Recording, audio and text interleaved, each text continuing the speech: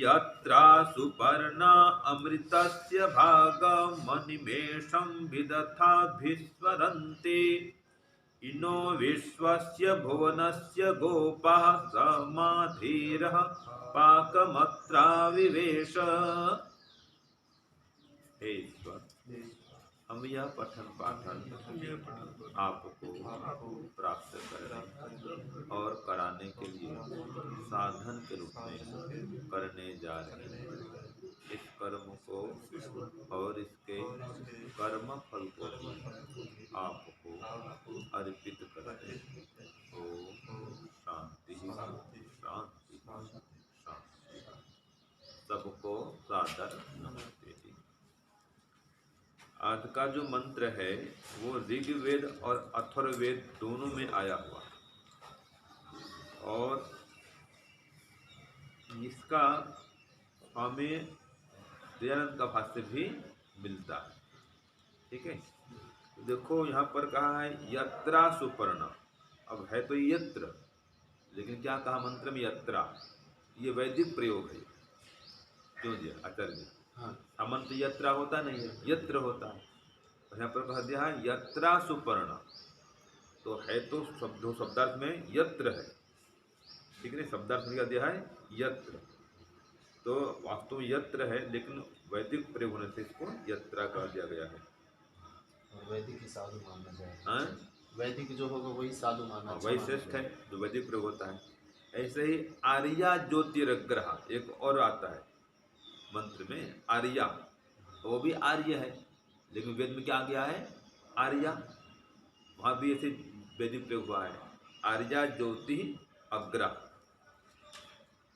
तो ऐसे ऐसे वैदिक प्रयोग भी हमको देखने को सुनने को मिलते हैं। तो ये ऋग्वेद में ऐसा आता है, और भी मंत्र में आता है, लेकिन ये भी जो काम है आर्या ज्योतिरग्रह, ये आर्य व्यक्ति प्रकाश को जान को। हाँ जी प्रविंद्र जी, आर्य व्यक्ति कैसा होता है? यहाँ पर कहा आर्य ज्ञान को प्रकाश करने वाला होता है। ठीक है ना जी? तो ऐसे यहाँ पर यात्रा भी वैदिक प्रयोग है। तो देखो इस मंत्र को हम समझेंगे स्वामी दयानंद के अनुसार।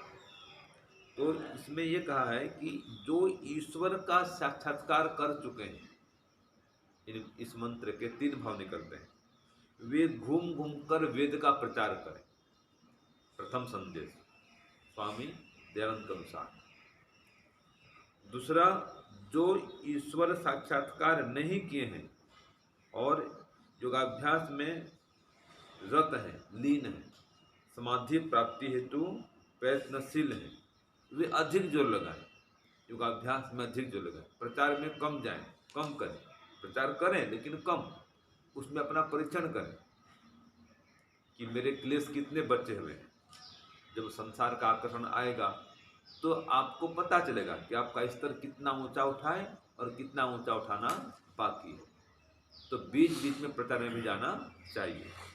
और जो एकदम अभी कुछ सीखे नहीं है वो सीखें। ठीक है, जो मान लीजिए घर में ही है तो वो कोई प्रचार प्रसार काम नहीं करें, वो गुरुकुल में पढ़ने के लिए आए। जब कुछ पढ़ जाए लिख जाए तो थोड़ा थोड़ा उपदेश करना सीखें, जिसे आप लोग सीख रहे हैं। तो देखिए मंत्र में कहा यत्र, जो यत्रा था वो क्या है यत्र, जहाँ इस शरीर में, या तो इसका अर्थ यत्र का इस शरीर में क्या, लेकिन स्वामी दयानंद क्या करते हैं इस संसार में, इस सृष्टि में, यत्र माने इस सृष्टि में, है ना जी। और दूसरा अर्थ स्वामी करते हैं ईश्वर में भी। देखो, और जो सुपर्णा है यहाँ पर तो अर्थ दिया है सुपतनशील इंद्रियां, सुपर्ण का अर्थ दिया शब्दार्थ में। और सुपर्ण माने क्या होता है पक्षी भी, सुंदर पंख वाला। पढ़ते द्वा सुपर्णा, यहाँ पर भी है सुपर्णा, वहाँ पढ़े द्वा सुपर्णा। और सुपर्ण का अर्थ होता है जीवात्मा भी। ठीक है ना जी। और सुपर्ण का होता है परमात्मा भी। नहीं पढ़ते द्वा सुपर्णा, 2 पक्षी हैं। तो सुपर्ण माने पक्षी भी, सुपर्ण माने एक जीव रूपी पक्षी और एक ईश्वर रूपी पक्षी। ये सब अर्थ होते हैं। तो सुपतनशील इंद्रियां भी, ये भी अर्थ है। तो यहाँ पर अर्थ देते हैं स्वामी दयानंद, शोभन कर्म करने वाले जीव, ठीक है जी, इसको सुपर्ण कहा, सुंदर कर्म करने वाले।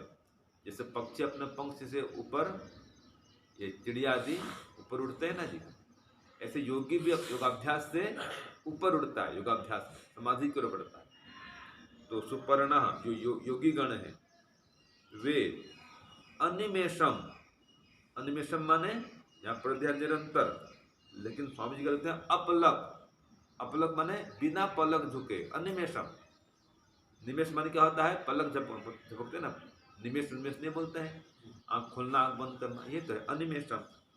तो निरंतर माने अपलक, लगातार बिना पलक झके वे लोग क्या करते हैं, अमृतस्य, अमृत जान के, और ईश्वर के, ईश्वर की, भागम माने अनुभूति को, ठीक है, अमृत जान की प्राप्ति को ले करके अथवा ईश्वर की अनुभूति को प्राप्त करके, विदथा ईश्वर का, ज्ञानमय विज्ञानमय ईश्वर का, अब देखो अभिस्वरंतु प्रचार करते हैं या प्रचार करने वाले होते हैं।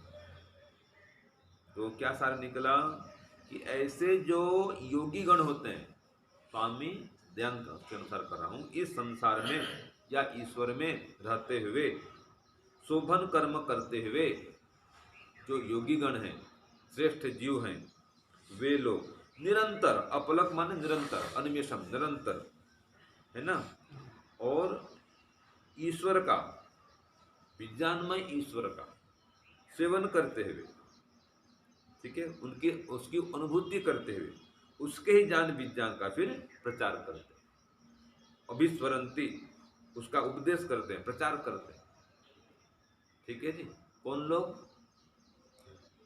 कौन लोग करते हैं, योगी, योगी लोग जो समाधिस्थ हो चुके हैं, समाधि में ईश्वर की अनुभूति करते हुए, इस प्रकार से वो अभिस्वरंतु मानो साक्षात जनता को साक्षात बोलते हैं कि ऐसा करो, ऐसा नहीं करो, यही काम करो, ठीक है, समझाते हैं, बुझाते हैं, पढ़ाते हैं, लिखाते हैं। और अत्र, इस ईश्वर में, देखो यहाँ पर अत्र माने शरीर में भी हो जाएगा, इस शरीर में अथवा इस ईश्वर में जो कैसा है, विश्वस्य भुवनस्य गोपा, इस समस्त विश्व का, भुवन का, ब्रह्मांड का रक्षक है, ऐसे ईश्वर में वे प्रविष्ट हो जाते हैं।